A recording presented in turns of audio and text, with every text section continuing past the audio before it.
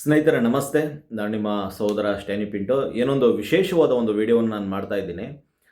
ನಾಳೆ ದಿನ ನಾಳೆ ದಿನ ಹುಬ್ಬಳ್ಳಿ ಧಾರವಾಡದಲ್ಲಿ ಮಾತ್ರವಲ್ಲ, ರಾಜ್ಯಾದ್ಯಂತ ಅನೇಕ ಎಲ್ಲ ಕಡೆನೂ ಶಾಲೆಗಳು ತೆರೀತಾ ಇದೆ. ವಿಶೇಷವಾಗಿ ಹುಬ್ಬಳ್ಳಿ ಧಾರವಾಡದಲ್ಲಿ ನಾಳೆ ದಿನ ಶಾಲೆಗಳು ತೆರೆಯುವಾಗ ಈ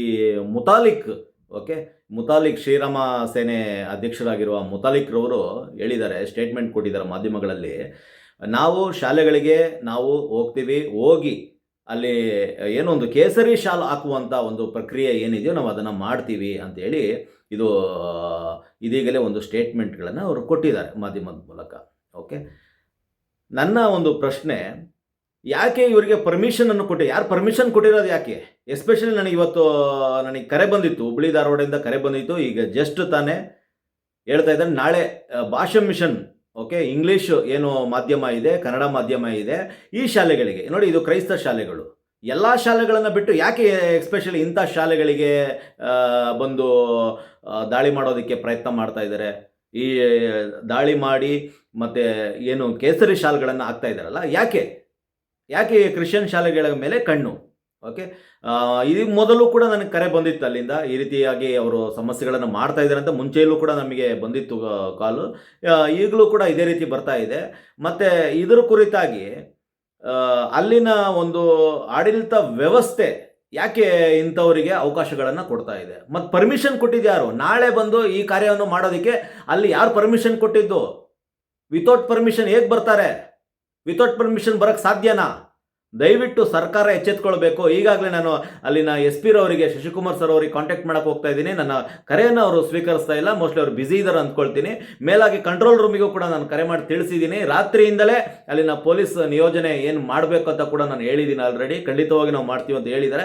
ಆದರೆ ನಮಗೆ ಬೇಕಾಗಿರೋದು, ನೀವು ಪ್ರೊಟೆಕ್ಷನ್ ಕೊಡ್ಬೋದಲ್ಲಿ, ಪ್ರೊಟೆಕ್ಷನ್ ಕೊಡಲ್ಲ ಅಂತ ನಾನು ಹೇಳ್ತಾ ಇಲ್ಲ.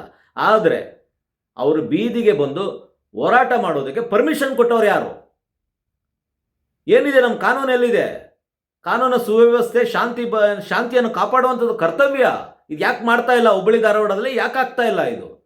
ಮತ್ತೆ ಇಂಥವ್ರು ಏನು ಈಗ ಶಾಲೆಗಳಿಗೆ ನುಗ್ಗಿ ಇಂಥ ಕಾರ್ಯಗಳನ್ನು ಮಾಡ್ತಾ ಇದ್ದಾರೆ, ಗಡಿಪಾರು ಮಾಡ್ರಿ.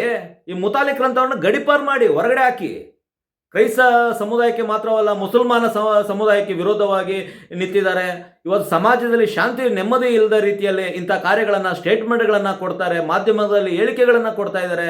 ಸರ್ಕಾರ ಯಾಕೆ ಇಂಥವರ ಮೇಲೆ ಯಾಕೆ ಕ್ರಮ ಕೈಗೊಳ್ತಾ ಇಲ್ಲ? ಹಾಗಾದರೆ ನೋಡಿ, ನಾಳೆ ಧಾರವಾಡದಲ್ಲಿ ಈ ಶಾಲೆಗಳ ಮೇಲೆ ಹೋಗಿ ಏನಾದರೂ ಹೆಚ್ಚು ಕಡಿಮೆ ಆದರೆ ಸರ್ಕಾರ ನೇರ ಹೊಣೆ. ನಿಮ್ಮ ಸರ್ಕಾರದಲ್ಲಿ ಸಾಧ್ಯ ಇಲ್ವಾ? ಕಾಂಗ್ರೆಸ್ ಸರ್ಕಾರದಲ್ಲಿ ಇಂಥವರನ್ನ ಹದ್ದು ಬಸ್ತಿನಲ್ಲಿ ಇಡೋದಕ್ಕೆ ನಿಮಗೆ ಸಾಧ್ಯ ಇಲ್ವಾ? ಗಡಿಪಾರು ಮಾಡಿ, ಸ್ಟೇಟ್ಮೆಂಟ್ ಕೊಡಿ, ಆರ್ಡರ್ ಪಾಸ್ ಮಾಡಿ. ಯಾಕ್ರಿ ಅವಕಾಶಗಳನ್ನು ಕೊಡ್ತಾ ಇದ್ದೀರಾ? ಮತ್ತು ಅಲ್ಲಿನ ಇಲಾಖೆ ಏನು ಮಾಡ್ತಾ ಇದ್ದೀರಿ? ಕಾನೂನು ವ್ಯವಸ್ಥೆ ಏನು ಮಾಡ್ತಾ? ಹೆಂಗೆ ಪರ್ಮಿಷನ್ ಹೆಂಗೆ ಕೊಡ್ತಾ ಇದ್ದೀರಾ? ನಿಮ್ಮ ಗಮನಕ್ಕೆ ಬರದೆ ಇದು ನಡೀತಾ ಇದೆಯಾ? ಹಾಗಾದರೆ ಪೊಲೀಸ್ ಆಲ್ರೆಡಿ ಅವರು 1ನೇ ತಾರೀಕು ಹೋಗ್ತೀನಿ ಅಂತೇಳಿ ಸ್ಟೇಟ್ಮೆಂಟ್ ಕೊಟ್ಟಿದ್ರು ನ್ಯೂಸಲ್ಲಿ. ಯಾಕೆ ನೀವು ಆತನನ್ನು ಅರೆಸ್ಟ್ ಮಾಡಿಲ್ಲ? ಇಂಥ ಸ್ಟೇಟ್ಮೆಂಟ್ ಕೊಟ್ಟಿದ ಮೇಲೆ ವಿತೌಟ್ ಪರ್ಮಿಷನ್ ಹೇಗೆ? ನೋಡಿ, ನಾಳೆ ಏನಾದರೂ ಸಮಸ್ಯೆ ಆಯಿತು ಅಂತ ಹೇಳಿದ್ರೆ ನಿಜ ಸರ್ಕಾರನೇ ಹೊಣೆ ಆಗುತ್ತೆ, ಅಲ್ಲಿನ ಪೊಲೀಸ್ ಇಲಾಖೆ ಹೊಣೆ ಆಗುತ್ತೆ. ಇದಕ್ಕೆ ವಿತೌಟ್ ಪರ್ಮಿಷನ್ ಆತ ಬಂದು ಹೋರಾಟ ಮಾಡುವ ಹಾಗೆ ಇಲ್ಲ. ಪರ್ಮಿಷನ್ ಇಲ್ಲದೆ ಬಂದು ಹೋರಾಟ ಮಾಡ್ತಾ ಇದ್ದಾನೆ ಅಂತ ಹೇಳಿದ್ರೆ ಯಾರು ಬೇಕಾದರೂ ಹೋರಾಟ ಮಾಡ್ಬೋದು. ಹಾಗಾದರೆ ಬೀದಿಗಿಳಿದು ಏನು ಬೇಕಾದರೂ ಮಾಡ್ಬೋದು. ಹಾಗಾದರೆ ದಯವಿಟ್ಟು ಸರ್ಕಾರ ಎಚ್ಚೆತ್ಕೊಂಡು ನಾಳೆ ಆತ ಬೀದಿಗಿಳಿದಂತೆ ದಯವಿಟ್ಟು ಆತನ ತಡೆ ಹಿಡಿಬೇಕು. ಒಂದು ವೇಳೆ ಹೋರಾಟ ಮಾಡೋದಾದರೆ ಯಾರೆಲ್ಲ ಇದಕ್ಕೆ ಸಂಬಂಧಿತರಿದ್ದಾರೆ ಅವ್ರನ್ನ ಅರೆಸ್ಟ್ ಮಾಡಬೇಕಾಗಿ ಕರ್ನಾಟಕ ಕ್ರೈಸ್ತ ಸಂಘಟನೆಯಿಂದ ನಾವು ಸರ್ಕಾರಕ್ಕೆ ಒತ್ತಾಯಿಸ್ತಾ ಇದ್ದೇವೆ. ಧನ್ಯವಾದಗಳು.